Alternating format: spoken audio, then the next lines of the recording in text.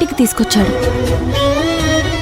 అదే క్రమంలో ఎన్నోసార్లు మాటకు ముందు భూమి వెనుక భూమి అంటూ నీ మీద ప్రేమని తన మాటలో చెప్పకనే చెప్పేసేవాడు. ఒక భార్యని ఇంతలా ప్రేమించేవాడు ఈ రోజుల్లో కూడా ఉన్నాడా అని ఆశ్చర్యపోయాను. మీ బంధం గురించి నాకంటే మీకే బాగా తెలుసు. అయినా సరే నీకొక మాట చెప్తాను భూమి. నీకు ఈ ప్రపంచంలో ఎన్ని కష్టాలు చుట్టుముట్టినా సరే మీరు మాత్రం ఒకరి చేయి ఒకరు విడవద్దు, ఒకరిని ఒకరు అపార్థం చేసుకోవద్దు.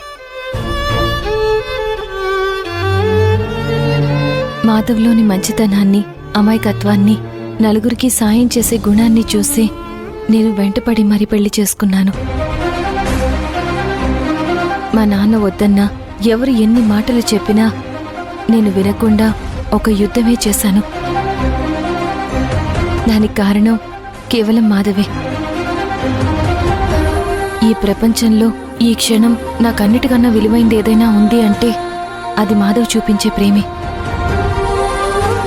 అందుకే పాప తనని తండ్రి అన్నా, ఇంట్లో వాళ్ళందరూ మాధవ్ తప్పు చేశాడు అన్నా నా మనసులో మాధవ్ నలుగురిలో మాటలు పడుతున్నాడు అనే బాధ తప్ప మాధవ్ తప్పు చేశాడు అనే ఆలోచన ఎప్పుడూ రాలేదు,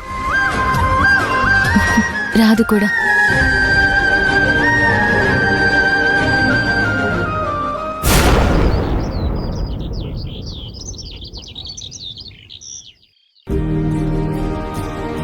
తులసి, టీ ఇవ్వడానికి ఎంతసేపు? ఇదిగో వచ్చేస్తున్నా.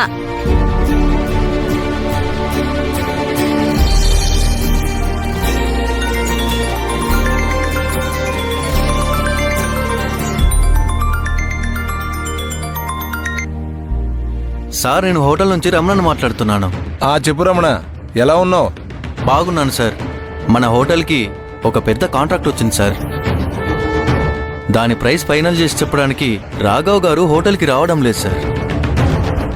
ఫోన్ చేసినా కూడా రెస్పాండ్ అవ్వట్లేదు. ఈ మధ్య మాధవ్ గారు కూడా హోటల్ వైపు రావడం లేదు సార్. రేట్ ఫైనల్ చేస్తే ఆ ఆర్డర్ ఫైనల్ అవుతుంది సార్. అవునా? సరే, నేను మాట్లాడి చెప్తానులే. అలాగే సార్. ఏంటి తులసి, మన ఇంట్లో ఎన్ని సమస్యలు ఉన్నా మనకు భోజనం పెట్టే హోటల్ని పట్టించుకోకపోతే ఎలా? ఇప్పుడు రమణ కాల్ చేసి రాఘవ్ కానీ మాధవ్ కానీ హోటల్కి సరిగ్గా రావడం లేదని చెప్తున్నాడు. అమ్మా భూమి, మహాలక్ష్మి,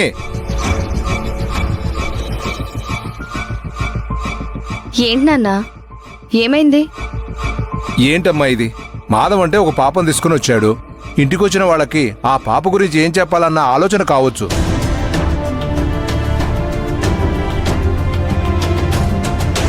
భూమి ప్రెగ్నెంట్ గా ఉండటం వల్ల కావచ్చు, లేదా మిగిలిన ప్రాబ్లమ్స్ వల్ల కావచ్చు హోటల్ వైపు వెళ్ళడం లేదు.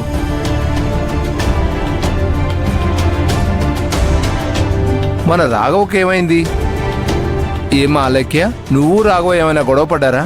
అదేంటి మావయ్య, ఇంట్లో ఏది జరిగినా కూడా నన్నే అంటారు? అది కాదులేమ్మా, వాడు 2 రోజుల నుంచి ముభావకంగా ఉంటున్నాడు. అందుకే మీరిద్దరేమన్నా గొడవ పడ్డారా అని అడుగుతున్నాను.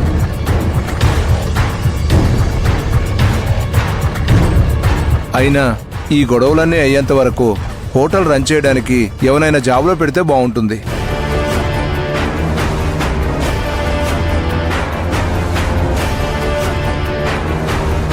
అవును మావయ్య గారు, మీరు చెప్పింది కరెక్టే. హోటల్ చూసుకోవటానికి ఒక మనిషి ఖచ్చితంగా ఉండాలి. అవునన్నా, ఈ సమస్యల మధ్యన తమ్ముళ్ళిద్దరికీ హోటల్కి వెళ్ళడానికి సరిగ్గా కుదరడం లేదు. ఒక పర్సన్ని పెడితే వాళ్లే హోటల్ చూసుకుంటారు, ఏ సమస్య ఉండదు. ఎవరినో ఒకరిని చూద్దాం నాన్న. ఎవరో ఒకరిని చూడడం ఎందుకమ్మా? భూమి ఫ్రెండు జాబ్ కోసమే కదా సిటీకి వచ్చింది. అదేదో ఆ అమ్మాయిని అడిగితే సరిపోతుంది కదా.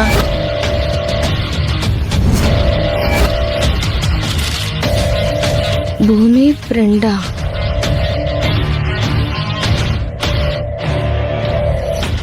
అది కాదు మావయ్య, తనకి ఇంట్రెస్ట్ ఉందో లేదో, బిజినెస్ ని తను రన్ చేయగలుగుతుందో లేదో. మనలో మనం మాట్లాడుకోవడం ఎందుకమ్మా? ఒకసారి తను అడిగితే సరిపోతుంది కదా. తను అడుగు. సరే మావయ్య.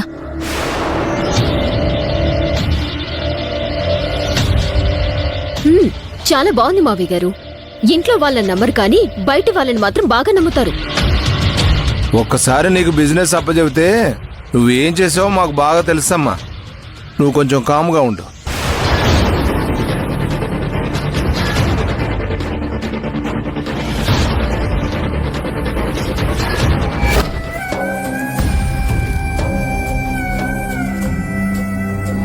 నేనెక్కడ నిన్ను మోసం చేశానని నువ్వు అనుకుంటున్నావేమోనని నాకు నిద్ర కూడా పట్టడం లేదు.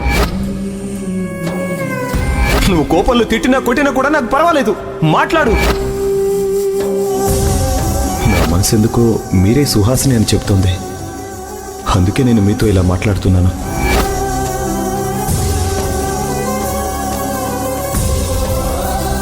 సుహాసిని గారు, ఏం ఆలోచిస్తున్నారు? ఏం లేదు భూమి. మీరు ఈ ఇంటి కోడలుగా వస్తే రాఘవ బావని, ఈ కుటుంబాన్ని ప్రేమగా చూసుకోవాలని, వాళ్ళకి సేవలు చేస్తూ వాళ్ళందరితో ఆనందంగా ఉండాలని ఉందన్నారు కదా. ఆ మాటల్ని తదాస్తు దేవతలు విన్నట్టున్నారు. మీరు కోరుకున్నట్లు ఈ ఇంటి కోడలుగా మీరు ఈ ఇంట్లోకొస్తే మీకు ఎలాంటి బాధ్యతలు వస్తాయనుకుంటున్నారో అటువంటి బాధ్యతలు ఇప్పుడు మీకు వచ్చేలా ఉన్నాయి. కుటుంబాన్ని బాగా ఆనందంగా చూసుకునే బాధ్యత మీకు రాబోతోంది.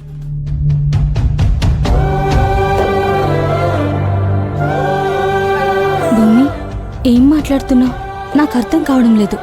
ఈ ఇంటి పెద్ద కోడలుగా మీరు ఈ ఇంటికి వచ్చుంటే ఖచ్చితంగా ఇంటి బాధ్యతలన్నీ మీవే కదా.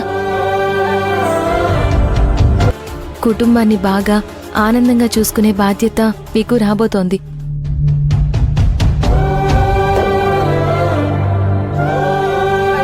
భూమి, ఏం మాట్లాడుతున్నావు? నాకు అర్థం కావడం లేదు. ఈ ఇంటి పెద్ద కోడలుగా మీరు ఈ ఇంటికి వచ్చుంటే ఖచ్చితంగా ఇంటి బాధ్యతలన్నీ మీవే కదా. అదేంటంటే ఈ ఇల్లు ఇలా నిలబడిందన్నా, ఈ ఇంట్లో వాళ్ళందరూ ఈ రోజు ఇలా ఉన్నారు అన్నదానికి ఒకే ఒక్క కారణం, అది మనకున్న హోటల్.